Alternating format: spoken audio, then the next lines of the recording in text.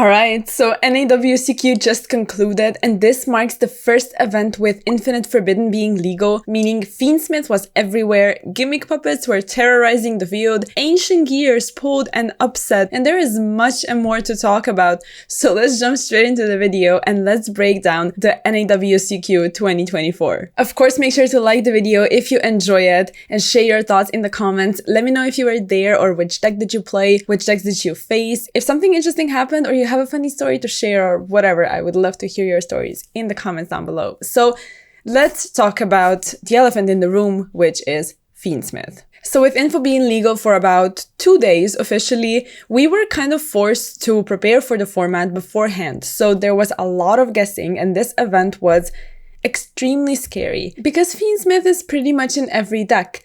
But this format is also kind of wild because there are a lot of decks receiving support with info or received it in Battles of Legend, meaning that there was a lot of random decks you could encounter that could completely annihilate you. Insert the Ancient Gear guy here with his Ancient Gear deck, which just...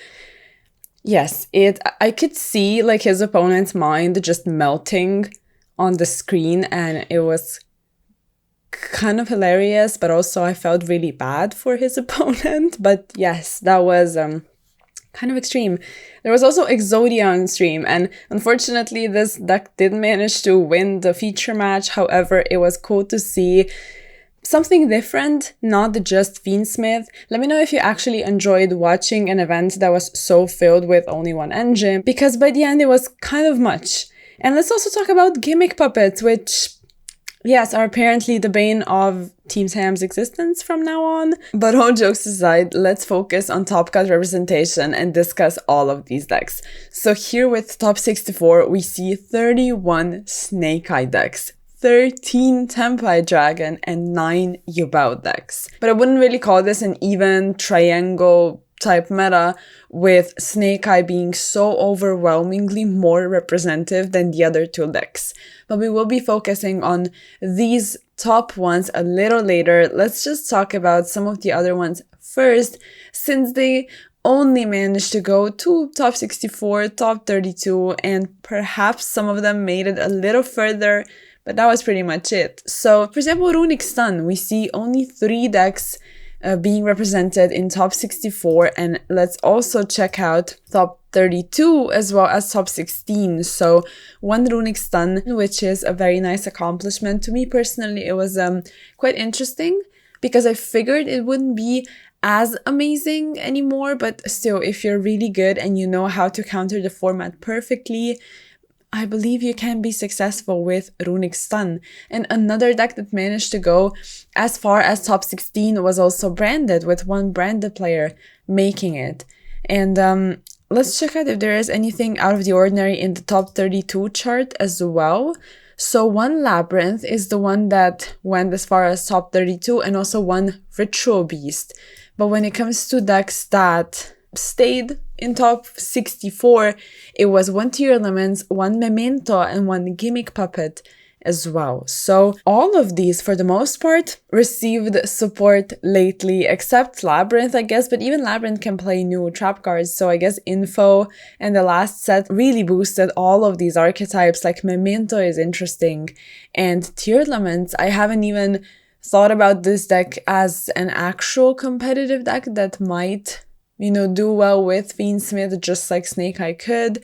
And yes, there's only 1 here, so obviously it's not as amazing as Yubao or the Snake Eye deck, but Fiendsmith works together with it. The only issue I personally had with it is that it doesn't really have a lot of space for non-engine, because you gotta fit so much engine in.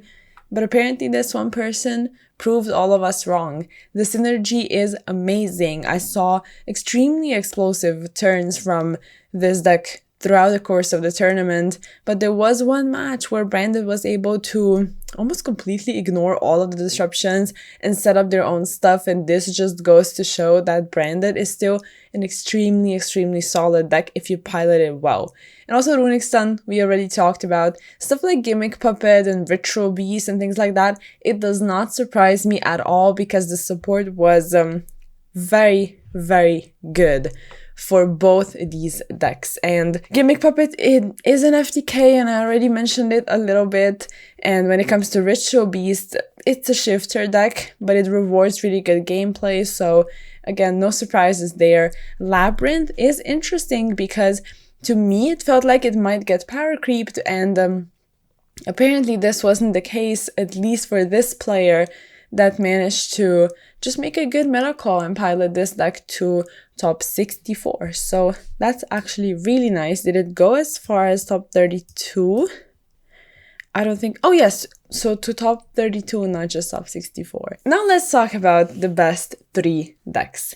So Tenpai Dragon's streak, I guess we could say, stopped in top 8, which is almost never a surprise because once you top with Tenpai Dragon, your opponents are gonna definitely be ready for you. So winning an event with this deck is much, much tougher than just topping with it. It is still extremely nice, and also it's playing the support, which is good. The Genroku as well as the Dora Draco, I think both of them are called, are just nice cards for the archetype. It is something the deck really needed to have more ways of getting started and just a good extender. So that's great for Tenpai Dragon, but it is tough to actually win with this deck. And as for the actual eventual winner, Snake Eye Fiendsmith won the event. And when it comes to both Fiendsmith decks, it is no surprise that both of them did well, but you know, the difference is still there. Fiendsmith Snake Eye just seems like the better deck because the synergies are just, it is so incredibly clean. If you saw one of the turns where players went uninterrupted, which was rare, but it did happen from time to time, you could really see how well the Fiendsmith engine just complements Snake Eye. It is incredible how easily you're able to bait out hand traps and just how much you're able to establish with the help of just single cards. So you could literally afford to throw like 2 to 3 disruptions at your opponent and still attempt to play. Unless you get trolled, which also happened.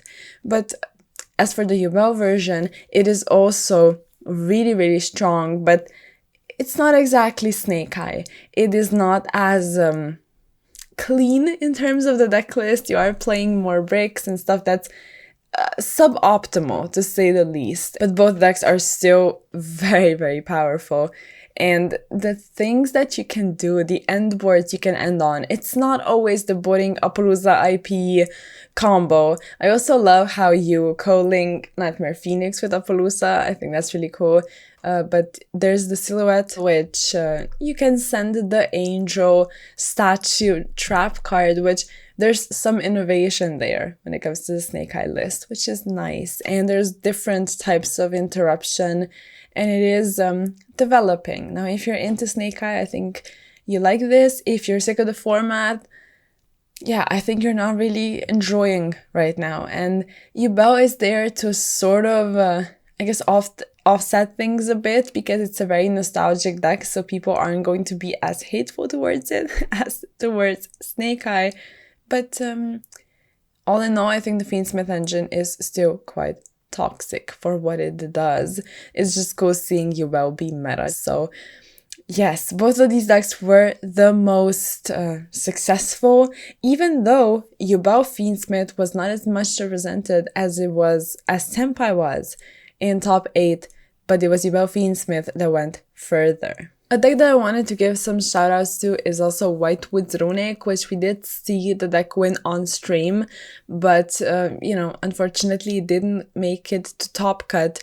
But it was, it seemed like a cool strategy, seeing it play and just overall knowing the potential the deck has. So I do still have hopes for that deck. And we also saw like random things like Kashtira and just Fiendsmith variants of all sorts, like with Rescue Ace and stuff throughout Swiss. But yeah, for the most part, what they all had in common was Fiendsmith. So with that, what we also have to talk about is the playoffs that happened on Friday. So here are the top 2 players that managed to qualify for Worlds, which congrats to them. This is an amazing feat, being one of the top 16 people by points in North America. It's really cool. So congrats to them. They both qualified with Fiendsmith Snake Eye, to no one's surprise, but it's still really, really cool. And also, something that's very near and dear to my heart is the top 8 breakdown of the Ultimate Time Wizard Tournament, which I do have it over here, so I just want to quickly dedicate a couple seconds of this video to this as well. So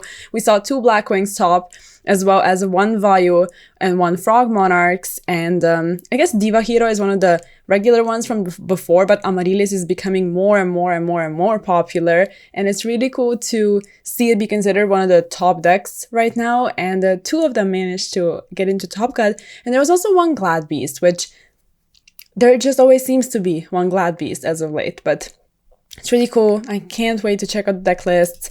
And let's also talk about something that to me was extremely, I guess, surprising and nice about the entire stream, is that it just looked much better than it has ever, I think. And also there was like this little just instruction video about how Mimigo works and what you can do with it and how they function, which was cool because it's a TCG exclusive engine and they actually decided to dedicate some attention to it, which was nice. And obviously the other feature match that's always going post the first feature match, so things don't get as stale when you just watch people walk around in the venue. So that's nice. And to round off today's video, I just quickly wanted to mention some cards that were extremely popular this weekend and I think are going to kind of dominate the format moving forward. And among them would be Ghost Ogre, which is still an actual decent hand trap. Also Droll, which we all kind of know is going to gain much more popularity because of the Fiendsmith engine searching, and sometimes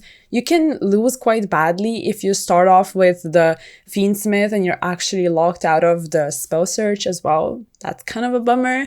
And also Crossout, which obviously Fiendsmith is everywhere, so you're going to be cross-outing that, and also just random targets like hand traps that we are still all playing. And then also Graveyard Hate, so Bestios were everywhere. DD Crow as well was quite useful. So these are some of the cards besides the regular ones like Ash and Nibiru and Imperm that are going to be seeing quite a lot of play moving forward. So in the end, I want to ask you, does it really matter which version of the Fiendsmith deck won? Because every deck is a Fiendsmith deck nowadays. It is one of the most wild and maybe even most hated formats lately.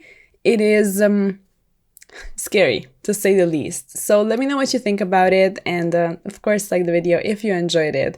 I will catch you in the next one, and I cannot wait to break down Euros next week as well. Bye!